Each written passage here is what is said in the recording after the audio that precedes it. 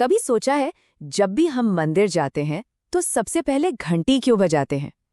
ये एक ऐसी आवाज है जो हम सबने सुनी है, लेकिन क्या ये सिर्फ एक परंपरा है या इसके पीछे कोई गहरा राज छुपा है? चलिए आज इसी सवाल की तह तक चलते हैं।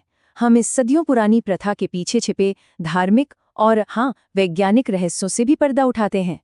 तो बात यही है, क्या ये बस एक रस्म है जो पीढ़ियों से चली आ रही है, या फिर इसमें कुछ ऐसा है जो हमारे दिमाग और शरीर पर सीधा असर डालता है? आज हम इसी की पड़ताल करने वाले हैं। ठीक है, तो शुरू करते हैं।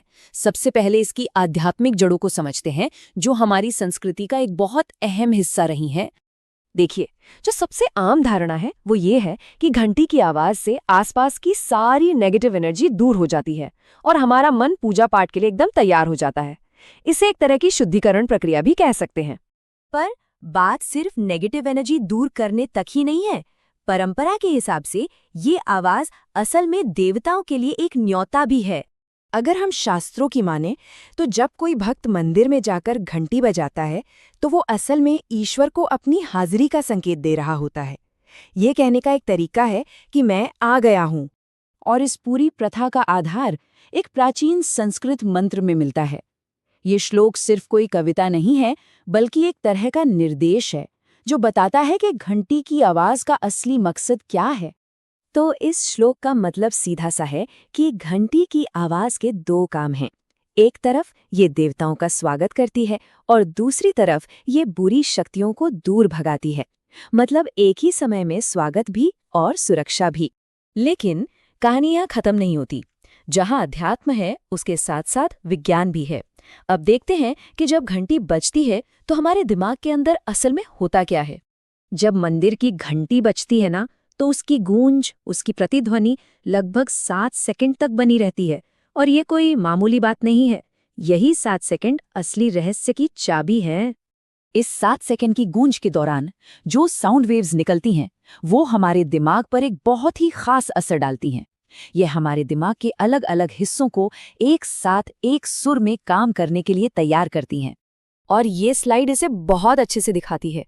घंटी की वो अनोखी आवाज हमारे लॉजिकल लेफ्ट ब्रेन और हमारे क्रिएटिव राइट ब्रेन दोनों को एक ही समय में एक्टिवेट कर देती है। ये वो पल है जब हमारा पूरा दिमाग एक साथ एक लय में काम करने लगता है।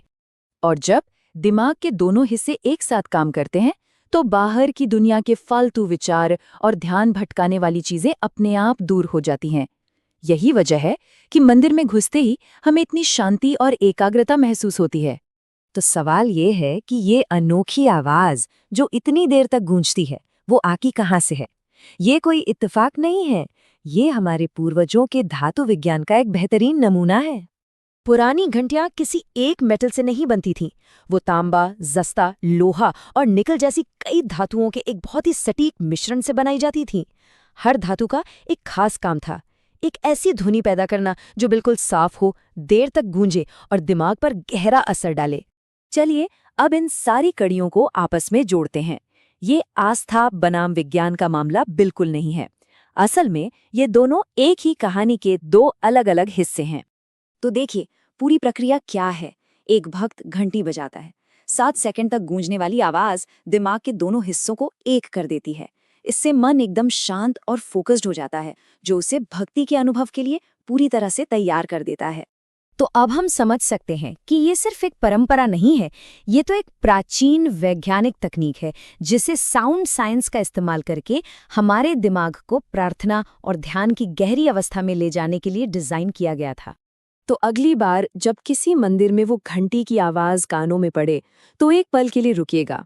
क्या अब सिर्फ एक धातु की आवाज सुनाई देगी, या विज्ञान और अध्यात्म के उस गहरे संगम को महसूस कर पाएंगे जो हमें एक शांत अवस्था में ले जाने के लिए रचा गया है?